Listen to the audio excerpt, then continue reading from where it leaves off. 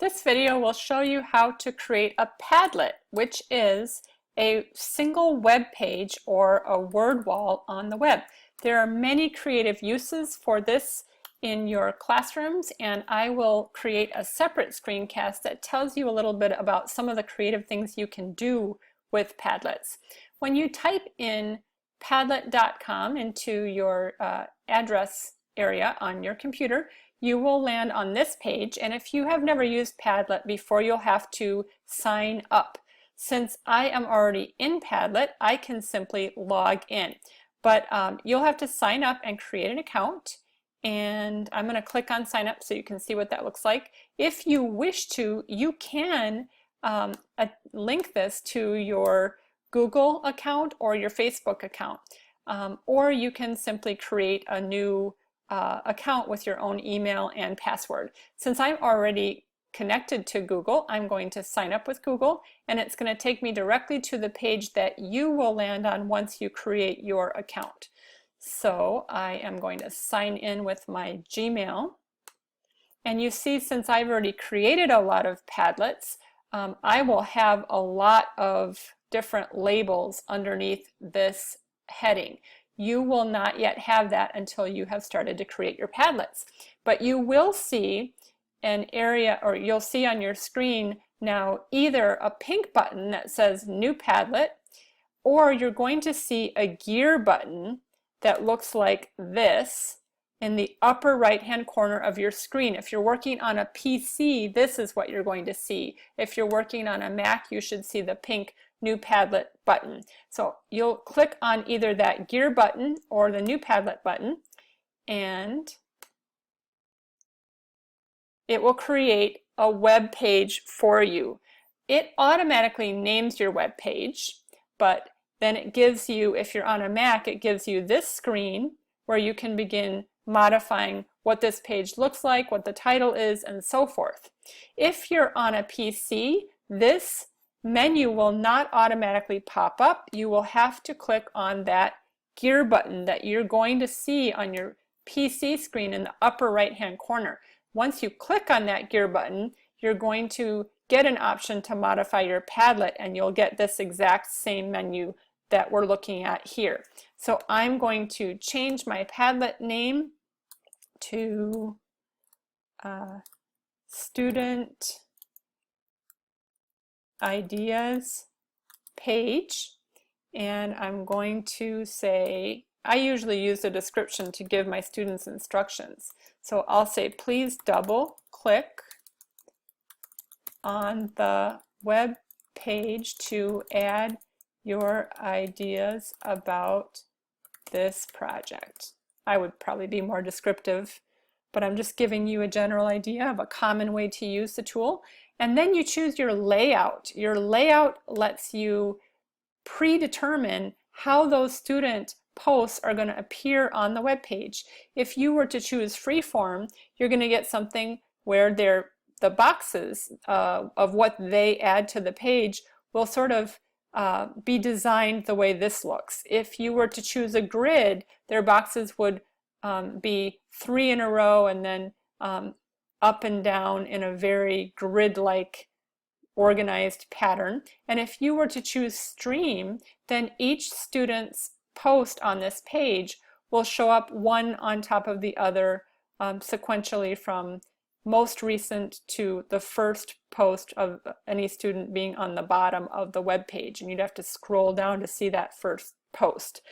Then if you wish, you can choose all kinds of different backgrounds, just like templates for PowerPoint. You can choose a blackboard. They have many different options for what they call wallpaper for your site. So let's say I want a corkboard look. I will choose that one, and then I'm going to use that little back button. And if you're on a PC, you're going to see a pink button that says Save that you'll have to click on to make sure that you're saving all these changes that you make. If you're on a Mac, the changes will save automatically. I'm on a Mac, so I'm not going to click Save up here. I'm just going to go directly to Next. That'll take me to my next options for creating this page. I can make the page completely private. I can make it password protected and then give all my students the password to get into the page. I can make it completely secret if I want it to be just a page where I'm archiving, say, some resources on a topic I'm researching on the web, or I can make it public. If I make it public, then anyone in the world can come and see my Padlet. And I can decide that anyone in the world now can do other things. Those with access, since it's public, that means anyone, on my Padlet can write. So any of you who copy the URL up here could come into this Padlet and you could write something and add to it. If I had chosen that I wanted it to be private, then in this space I would want to add contributors, those who I'm giving rights to contribute to the page. There are also some advanced options. I can leave this, yellow means yes. Allow anyone to use a copy of this Padlet as a template for their own work. I can leave that yellow, or if I want no one to be able to do that, I can click on it and it'll turn gray, meaning that I've said no, I don't want that to happen.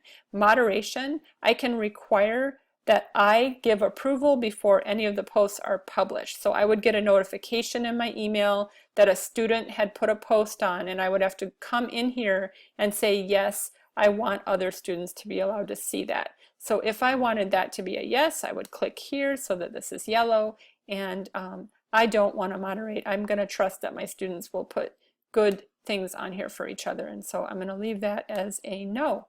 And then again, you would need to click Save if you're on a PC with certain browsers, but I'm on a Mac, so it saves automatically. I'm going to just click Next. And now I'm all set, ready to post. I can start posting.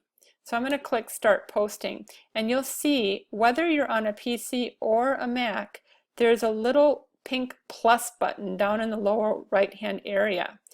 I can click on that and it brings up a post box, or I could also just double click on the page and that would also bring up a post box. So there's two ways to bring these up.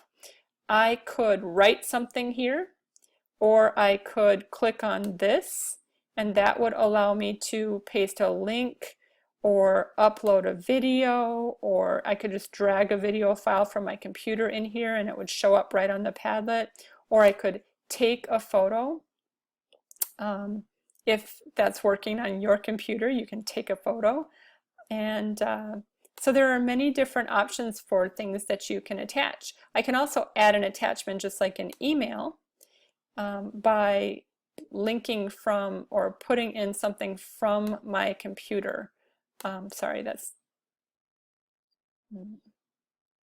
oh, that would be upload.